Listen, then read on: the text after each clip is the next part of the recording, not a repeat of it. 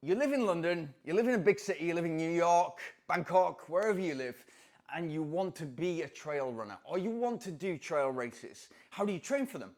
Now, I'm going to tell you in this video how to do it, how I would do it, and how I've seen people do it and get it wrong. So let's start with the last thing. So here, I am here in Dubai at the moment. A lot of people here are career focused. The age group is literally 25 to 45, and anybody who's here longer than that, most people come for a while, earn as much money as they can, then leave and go back to their home country or somewhere else and retire. That's how it works here.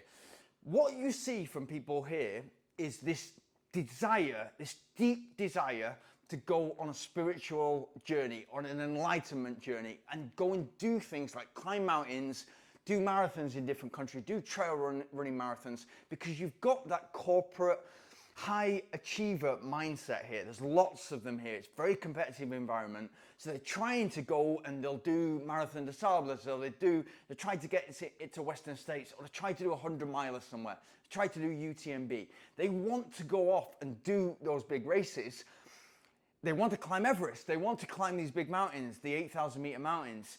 The reason they want to do it is because they want to show everybody around them that they're a strong, powerful human being in all aspects of their life, and that the character that they have in business is the character that they have in their general life, and it's what they apply to sport and activities like those. They want to show that they're not afraid and they overcome their fears, but they're also desperate for nature. They're also desperate to get into the nature.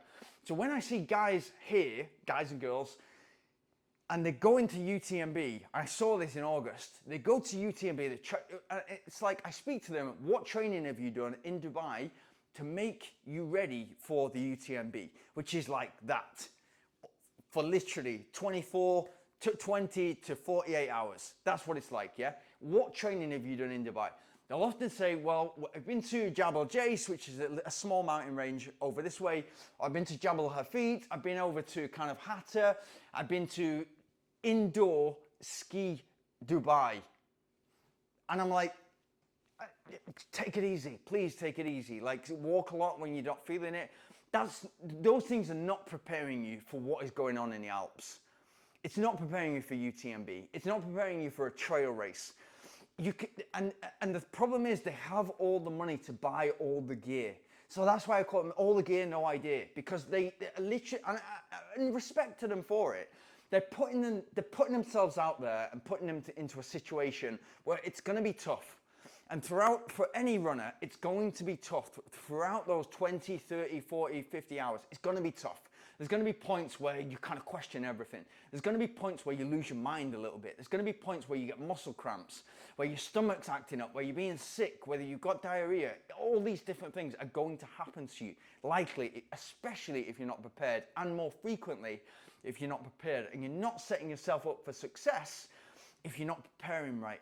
It's all about the preparation, but you can do it on limited training. You can do it, it's possible, but you're not going to, there's less chance that you're going to enjoy it, and there's less chance you're going to finish strong, and the less chance you're going to be stronger in the second half. It's going to be a journey for you, and maybe that's what they're looking for. It is what they're looking for, because they're looking for something tough that they can overcome and show that I've got the medal. I've done UTMB, I'm a UTMB finisher, that's it. That's what matters to them. There's so many other things you can challenge yourself. If I'm here in Dubai and I'm training for a race, I'm not doing UTMB, that's for sure. I'm not doing anything that requires technical trails or downhill. I'm not doing that. If I'm training for a hill race, like now I'm training for a 50k uphill race, I've got to go to where I've got a long hill, 20k hill on my doorstep in Chiang Mai, Thailand, and a 50k race, which is actually the race course, 50k race course, just an hour south, where I can drive to that, I can train. Got to train specifically to get the best possible performance. Now, I'm trying to win the race. I'm trying to set the course record. So maybe you're listening to this and you're thinking it's not as relatable. You're trying to still get the best performance that you could possibly get out of your body. And you're trying to do that in the safest way. And if you're implementing running into your life, you want to keep running. You want to keep enjoying it, because the more you enjoy it, the more you're going to do it. And the more you're going to do it, the better you're going to get at it, yeah? Especially if you're analyzing your game and you're thinking, okay, how can I improve my speed? How can I improve my intervals? How can I improve my lactate threshold? How can I build more stamina and endurance in my long run? You're thinking about all these things and you're moving forward, especially if you're watching this video and you got to this point. You want to move forward with your running. So if you live in the centre of London, you have a few options. You've got to, like Bushy Park, you've got Hyde Park, you've got places where you could possibly run. I'm not sure about Hyde Park, but Bushy Park, I know you can run a little bit off-road. I've coached somebody who lives in London to do UTMB and to do Western States this year.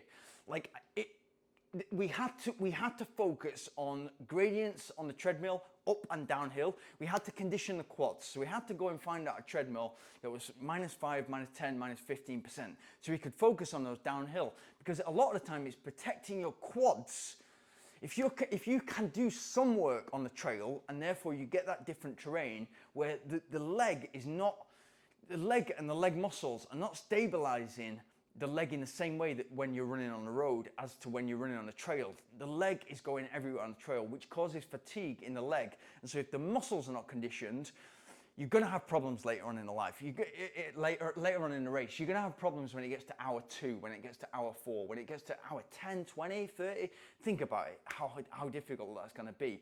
You need to condition the quads. So when I was training for Passatore, and it's literally 40k flat-ish, 10k up, 10k down, 40k flat, right? I knew that 10k down, I'm not a good downhill runner.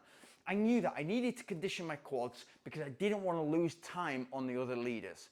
I knew I needed to batter my quads. Like, by batter, I mean get better at running downhill so I didn't lose time. And that took 6 to 8 weeks of me running downhill, super slow at first, getting faster, conditioning the quads. That's one way you can help yourself get better. And that's what we did with this guy who was training for Western States. We conditioned the quads, and he did as much of his trail running and as much of his long runs and easy runs off-road on the trail, so he could get used to running on the trail.